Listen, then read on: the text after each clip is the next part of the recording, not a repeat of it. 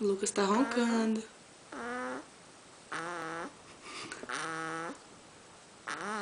Ronca alto ainda.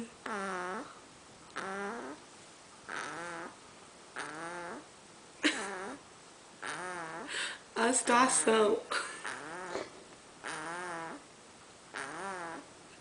Cheirando os peitos da tia também, como é que não vai roncar? Pena que não tá cheirando leite, né? Isso que acontece, bebe leite da mãe e depois fica roncando lá da tia. Desse jeito.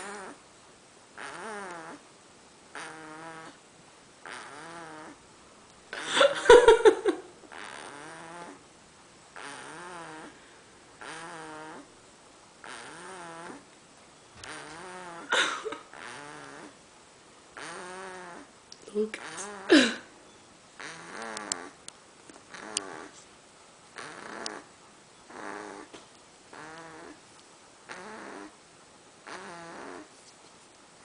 Tomou um susto. Ui.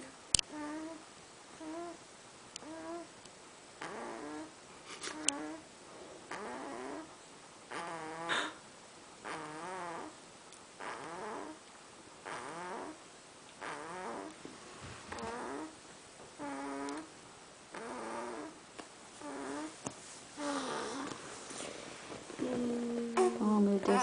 A minha tia não me deixa nem dormir, gente, olha. Para de roncar. Chega a roncar, olha. Parou agora.